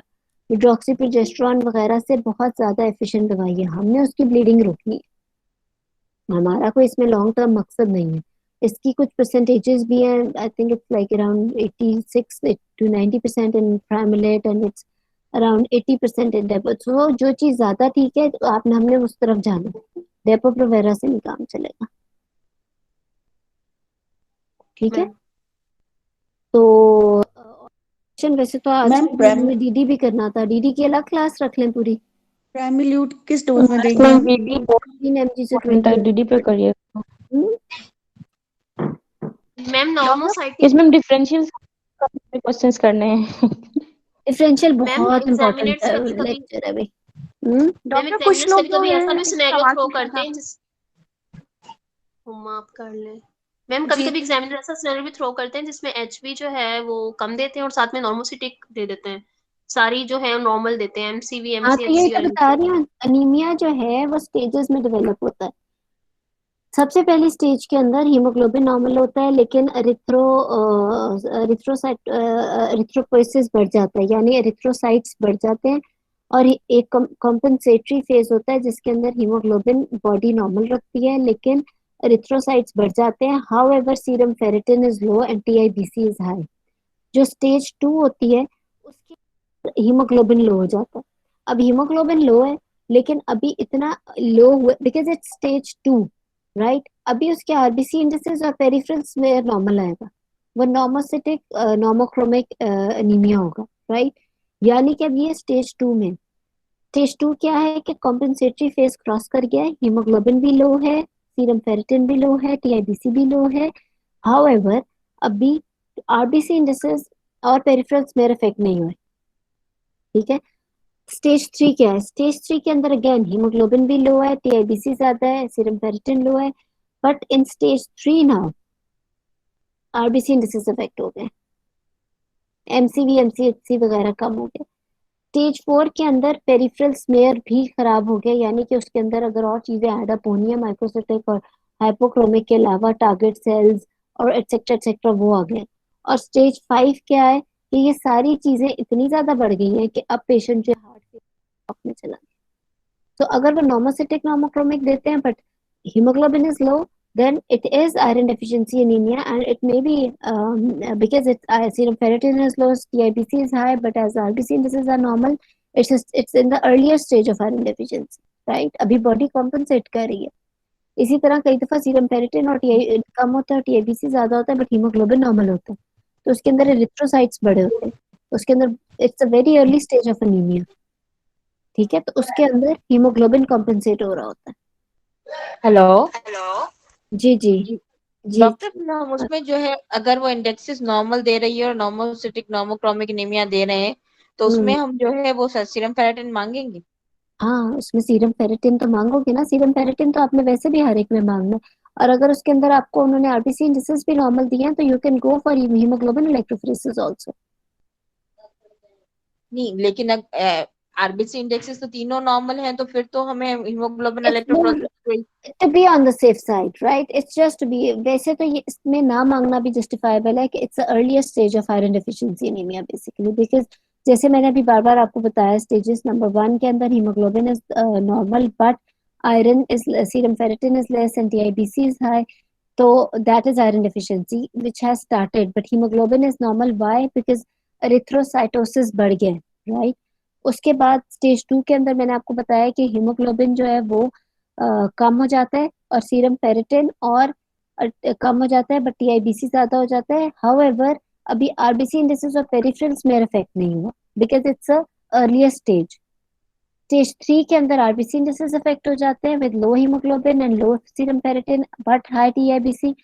अगली स्टेज के अंदर पेरिफेरल्स में भी इफेक्ट हो जाता है और सबसे आखिरी स्टेज के अंदर शॉक, ठीक है। आई होप रूबा, जैसे आपने स्टेजेस बताई हैं कि जिस तरह से कम होता है जब हम ट्रांसफ्यूज करते हैं या बिल्ट अप करते हैं स्टोर्स, तो किस सीक्वेंस में ये हमें इम्प्रूवमेंट मिलती है, उसमें भी तो एक सीक्वेंस होती है।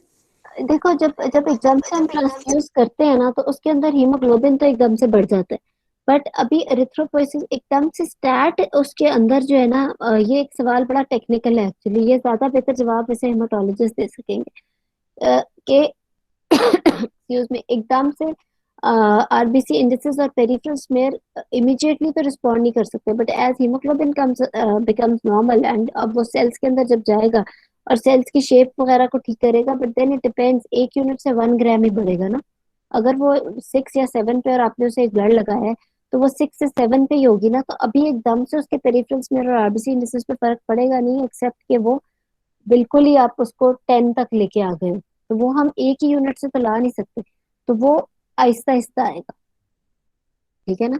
तो पहले तो उसका हीमोग्लोबिन जब जैसे ही जाएगा, तो सबसे पहले इनिशियली इम्प्रूवमेंट स्टार्ट होएगी कि सीरम फेरेटिन जरा उसका नॉर्मलाइज होना शुरू होगा। देन जो मुझे वैसे थोड़ी सी कॉमन सेंस भी लग रही है, ये मैं फ्रैंकली अपनी कॉमन सेंस से बता रही हूँ, कि उसके आरबीसी इंडिसेस और पेरिफेरल्स में थोड़ा थोड़ा नॉर्मलाइज होना शुरू होंगे, because haemoglobin is there now. और मतलब इसका not exactly reverse sequence, but yes when haemoglobin gets in, तो सेल्स की शेप और साइज बेहतर होना शुरू होगा, और फिर होगा। But there can not be an exact sequence, क्योंकि हम डायरेक्ट इसको 6 से कोई 10 पे तो नहीं लेके जा रहे ना एक ट्रांसफ्यूजन से। ये स्लो एंड स्टेडी प्रोसेस है। मैम काइंडली सिकल सेल और अल्फा थैलेसीमिया की मैनेजमेंट के बारे में कुछ बता दें। क्यों? ये तो थ्योरेटिकल बातें हैं, ये नहीं, ये अभी अभी सिर्फ वो करो प्रैक्टिकल वाला, वाइवे की तैयारी, अभी वाइवे की नहीं कर रही। मैम अगर मैम नहीं एक आएंगे पेशेंट आ सिकल सेल जाती का है पेशेंट कभी उसके जो प्रेगनेंसी है, के साथ नहीं आता? नहीं, एग्जाम में नहीं। मैम उसमें वैसे भी क्राइसिस को डील करना होगा ना, अगर फॉर एग्जांपल आ भी जाता है तो इन्फेक्शंस को ट्रीट करना और उसकी जो सारी वो सिम्टोमेटिक सारी ट्रीटमेंट लेना। गाइडलाइन है। ये जो हाँ फ्रैंकली जो थोड़ी थोड़ी चीजें है ना, इस पे टाइम ना ज्यादा लगाना। B12, folic acid, sickle cell, alpha thalassaemia तो आएगा ही नहीं सर। ये नहीं है, ये ना करो, जो जो चीज है उसकी वो करो ना। अभी तो देखो, जो मार्च में एग्जाम है आपका। मैम अगर एक पेशेंट हम्म, मैम अगर एक पेशेंट है उसमें जो है ना सेकेंडरी सबफर्टिलिटी है और साथ में उसका फाइब्रॉइड है जो कि इंट्राम्यूरल है, सबम्यूकोजल या इंट्राम्यूरल, लेकिन इंडेंटिंग द कैविटी है, हम्म, और वो मैस जो है ना वो मतलब उसको HMB भी कॉज कर रहा है पेशेंट को, हम्म, लेकिन अभी वो एनीमिक नहीं हुई, और राइट नाउ जो है ना उसका फर्टिलिटी कंसर्न नहीं है। बट अगर हम उसे कहेंगे, यानी कि ऐसा नहीं है कि उसकी विश नहीं है, हम्म, मतलब उसकी फैमिली कंप्लीट नहीं है, पैरा वन है। हम्म, तो मैम इस पेशेंट में, और उसका जो फाइब्रॉइड था ना, it was 10 to 12 centimetres of indenting the cavity। तो हम्म। इसमें हम मायोमेक्टमी जो है, पोस्टीरियर वॉल फाइब्रॉइड था, अब इसको हम मायोमेक्टमी के लिए कैसे अप्रोच करेंगे? मतलब हम वो बोनीज करेंगे कि, मुझे इसकी सर्जरी की समझ नहीं आ रही थी, क्योंकि इसके स्टेप्स पूछे थे, तो ये थोड़ा सा अच्छा, ये एक्सप्लेन कर फाइबर दें। भी बड़ा इंपॉर्टेंट टॉपिक है। आई एम श्योर आपका काफी कवर हो भी चुका होगा, कुछ मैंने भी कराया था पिछले लेक्चर में। तब तक हमने गूगल मीट पे नहीं, जूम पे शायद करते थे। डॉक्टर आशिफ के साथ भी 1-2 क्लासेस हो चुकी हैं। ये एक बहुत ही लंबी डिस्कशन है एक्चुअली। फाइब्रॉइड विच, अब इसके अंदर जी एक थोड़ा सा अनीमिया से रिलेटेड सवाल आया है मेरे जहन में, कि उस तरह से सिनेरियो आ सकता है। अब ये वाली पेशेंट है, इसको बहुत हैवी ब्लीडिंग नहीं है, she is actually asymptomatic, but you are planning her surgery because of fibroid and hmm fertility, right? जी तो इसके अंदर अब हमें इतनी हरी नहीं होनी चाहिए कि हम पीरियड से पहले ही सर्जरी करें। भी तो फिर आप कहोगे कि आई am planning elective surgery for सब fertility, and though I am planning a myomectomy, but this fibroid is not causing heavy bleeding in her, so I have adequate time। मैं चाहे अगले महीने यस surgery कर लो। If I am doing her surgery next month, then yes, I can give her oral iron or IV iron, and then I can see। और मतलब वो आप देख सकते हो, चाहे आईवी आयरन दे दो, बिकॉज अब अगले महीने तो करना ही है ना। तो इसको इतना भी प्रोलॉन्ग क्या करना है कि पहले ओरल देके एक्सपेरिमेंट करें। वो तो IV iron, and then I can follow up with haemoglobin up है। फिर जिस तरह भी डॉक्टर साहब ने बीच में बोला भी था कि ब्लड ट्रांसफ्यूजन ऐसे नहीं हर एक में करते नहीं, बहुत ज्यादा हैजर्ड्स होते हैं इससे। आज अनफॉर्चुनेटली हमारी हमारी क्लास में कुछ ज्यादा ही ब्लड ट्रांसफ्यूजन डिस्कस हो गई, लेकिन सब रेलेवेंट सिनेरियोस थे इससे। लेकिन अगेन, जिसमें अवॉइड हो सकती है उसमें पूरी जान लगा देनी है ब्लड ट्रांसफ्यूजन ना करने की, जैसे कि अभी ये वाला सिनेरियो है। क्योंकि इसके अंदर ये वाला जो फाइब्रोइड है, it's not actually causing bleeding, और तो हमें कोई हरी नहीं है। तो 1 महीना है, तो मैं इसकी चाहे आईवी से बिल्ड अप कर लूंगी, and then I can follow haemoglobin, and then I can arrange packs before surgery and go ahead with it. Surgery करनी कैसे, ये एक बहुत लंबी बहस है। इस पे भी पूरी एक क्लास रख लेंगे, स्पेशली इसके अंदर preoperatively how can you manage, how can you plan to do intraoperatively how are you going to approach the fibroid, and then how are you going to minimize the blood loss, and then how are you going to minimize the adhesions, because she's a patient of subfertility. You have to be very very careful about her tubes also during your surgery, and etc etc. So ये सब बहुत लंबी discussion है, लेकिन ये वो जी सवाल ma'am, ठीक है मैम, एग्जाम में पूछे जाएंगे। तो थैंक यू मैडम। कोई बात, अगर अभी मेरा ख्याल है डीडी की फिर एक अलग ही क्लास रख लें, क्या कहते हैं आप लोग? यस मैम, डिफरेंशियल्स की एक अलग फिर रख लेंगे। ठीक है, और कोई क्वेश्चन? मैम एनामलेस बेबीज के ऊपर भी एक क्लास रख लीजिएगा मैम, वो बहुत अजीब होते हैं। एनामलेस का डॉक्टर उनके साथ हुई नहीं थी आपकी क्लास? एक मैंने मैम वो तो सिंगल एक क्लास थी ना मैम, कौन कौन सी एनामलीज आ सकती हैं बेबी, मुझे ये टॉपिक बहुत ज्यादा, मुझे पता नहीं क्यों से बहुत डर लगता है। एनामलीज का मैं एक टिप बताती हूँ आपको। अगर आपके पास एक एग्जाम के अंदर एनोमलस बेबी वाला पेशेंट बैठा हुआ है, what are you going to do? चार चीजें तकरीबन मैनेजमेंट प्लान पे डिपेंड करेगा, और आपका आंसर उसी सीक्वेंस में जाना चाहिए। एक, उसकी जेस्टेशनल एज क्या है। दूसरा, अल्ट्रासाउंड ने आपको सिंगल एनोमली बताई है या मल्टीपल? अगर सिंगल बताई है, क्या वही काफी है टर्मिनेशन के लिए, जैसे कि वो एनकेफली कहते हैं? तो अगर अगर कोई ऐसी एनोमली बताती है जैसे कि गैस्ट्रोशाइसिस, जिसमें आपको देखना है कि वो सिंगल एनोमली है या मल्टीपल एनोमलीज है, so what is important is gestational age, single anomaly है या मल्टीपल एनोमलीज है। सिंगल एनोमली है तो कंपैटिबल विद लाइफ है या नहीं, अगर है कंपैटिबल विद लाइफ तो वो सिंगल है या विद मल्टीपल। तीसरी, क्या उसकी जेनेटिक टेस्टिंग या कैरियोटाइपिंग पॉसिबल है, नहीं है तो ऑफर करेंगे, स्पेशली अगर वो कंपैटिबल विद लाइफ है और सिंगल एनोमली। चौथी, पेरेंट्स विश। आपने अपने सवाल का जवाब वाइल मैनेजिंग द पेशेंट, अगर इन चार बातों का जिक्र नहीं किया, you don't deserve to pass, simple as that. ये हर एनोमलस बेबी में आपने कहना। हाइड्रोकेफलस बेबी 20 weeks पे, what are you going to say? You'll say that she is having hydrocephalus, she is at 20 weeks only. You know, finding hydrocephalus at 20 weeks is much different than finding hydrocephalus at 32 weeks. So तो आपका, आपकी body language, आपके gesture से ही होना चाहिए कि she is only at 20 weeks, अभी उसके इतने हफ्ते बाकी है, it's going to the condition is going to worsen, right? तो आपने क्या कहना है कि she is at 20 weeks, it's hydrocephalus. अगर तो ग्रॉस है तो बात वहीं खत्म हो गई, it's not compatible with life, you don't need genetic testing for it. Yes, parents wish is important in any case, however for me termination is the option, right? If it is not very gross, and if you think कोई अगर ऐसी है, for example she is at 30 weeks और may be चलो हाइड्रोकेफलस है, बहुत ही आपको किसी ने माइल्ड सस्पिशन दे दिया एक्सेट्रा एक्सेट्रा, तो she is having this mild hydrocephalus or a suspicion of hydrocephalus, she is at 20 weeks, I would like to definitely reconfirm it with from ultrasound and would like to see the to reconfirm कि है भी या नहीं और कितना है। Secondly, any other anomalies there? If it is mild और बिल्कुल starting उस पे है तो yes, I can offer them genetic testing as well, karyotyping baby की and parents wish, ठीक है? But I will counsel them that at 20 weeks hydrocephalus has started to develop, तो आगे जाके क्या होगा, right? So yes, termination. Again, if she is there with duodenal atresia, for example, 20 weeks, she is at 20 weeks, on anomaly scan, empathetically explain this to the patient and it is compatible with life, treatable. However, I would like to get the ultrasound repeated to see if it's a single anomaly or जाहिर है अगर multiple anomalies हैं तो वो तो एक syndrome है ना, फिर तो scenario बदल गया। So if it's a single anomaly, or then you should have read the topic very thoroughly about duodenal atresia, कितने परसेंट में क्या होता है, कितने परसेंट का क्या है, किस चीज से रिलेटेड हो सकता है, कौन से सिंड्रोम से रिलेटेड है duodenal atresia, ये सारा हमारे पास करके आए हुए, आप सबको पता है इन बातों का। तो तीसरी चीज, it is just single anomaly और multiple भी है तो I will offer, but multiple है but वो सारी जो थोड़ी थोड़ी और anomaly सामने आई हैं, they all are compatible with life, I will offer them karyotyping for the child, whatever, वो बेशक वो poor हैं या अफोर्डिंग है, जो ये उनका राइट है, that they should know कि उसकी karyotyping होनी चाहिए या नहीं, और पेरेंट्स विश। मैम ठीक है, न्यूरोलॉजिस्ट को भी तो इन्वॉल्व करेंगे यस, वेरी इंपॉर्टेंट। ये कौन बोला है? Multi doctor discipline. Asma. Yes, doctor Asma multi discipline, ये पांचवी चीज ऐड कर रही है, ये 5 उंगलियां याद रख लो। Multidisciplinary team involvement, Madam, if we would paediatrician, और इफ यू फील लाइक अगर आपने उस प्रेगनेंसी को आगे लेके जाना है तो yes you can involve multi disciplinary team, लेकिन डिसीजन मेकिंग जो है ना वो ज्यादा आपका अपने ऊपर ही है कि आपने करना क्या क्या है।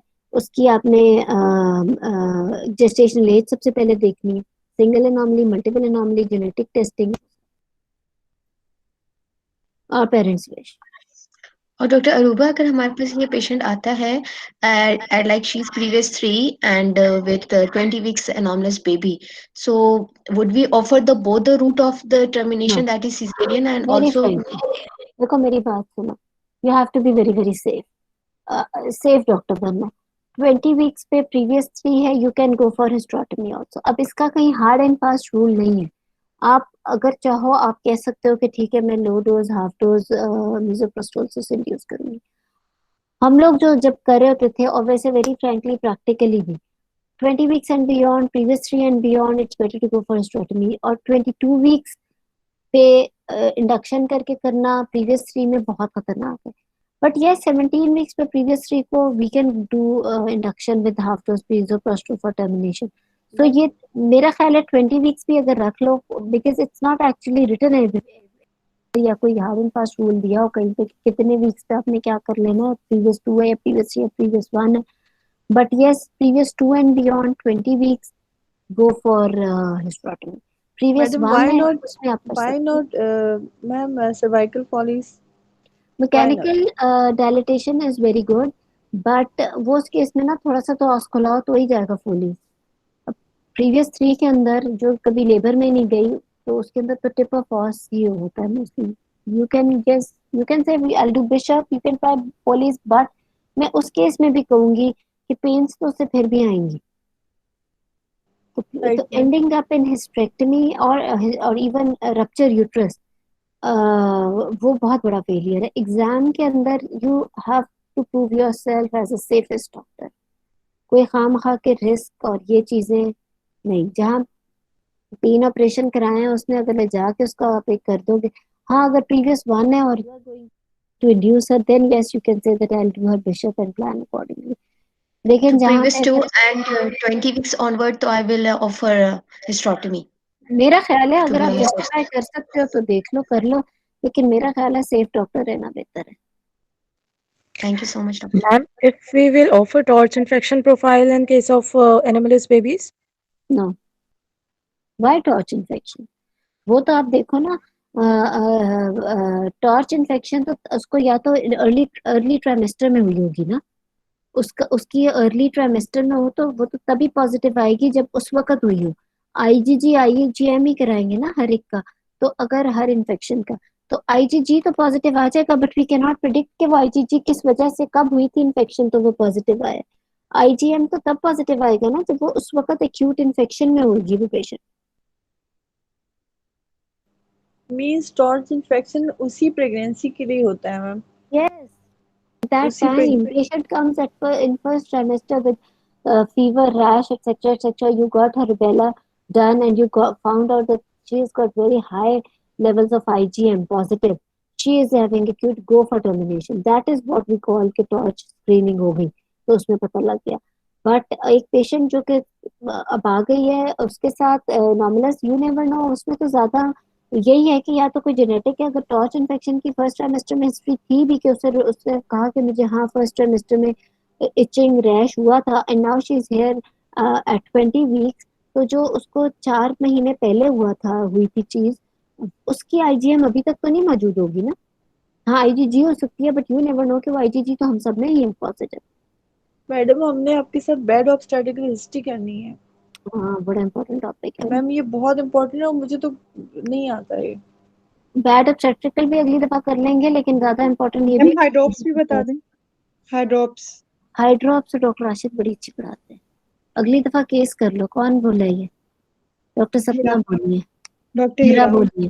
हीरा अगली दफा केस कर लो। Hydrops, don't miss hydrops lecture doctor Rashid का, very frank. Madam what about आज मेरी bad hydrops obstetrical history? yes, 2 hydrops with poly और 27 वीक्स पे, और उसकी ये इस सैटरडे को हीरा का केस है डॉक्टर राशिद के साथ। ठीक है बहुत simple madam, bad obstetrical simple किया है ना तुम लोगों के साथ सर का। these are few very difficult topics जो सर बहुत आसान कर देते हैं। हाइड्रॉप्स कर लो सर के साथ। ठीक है मैम। ठीक है मैम आप एनाम्बुलेंस कर लें हमारे साथ। मैंने तो सारी नॉर्मलीज तो बता दी है, एक ट्रिक बता दी नहीं है अलग आपको। से भी कर ले, ठीक है कोई कर छुपी लेते हुई हैं, है अगली मैम दफा ही। कर ले। छुपी हुई मैडम तो बैड नहीं। ऑप सर्टिफिकेट बैड कब ऑप्स। करेंगे? बैड आप जरूर कर लेना यार, मैं कब जब कहते हो कब करेंगे? अगली दफा ऐसा करते हैं, डीडी कर लेते हैं। एग्जाम की डेट्स क्या है? 18 मार्च 15 मार्च से शुरू है। हाँ 15 15 16 16 से हाँ जी। ओके। 16 to 20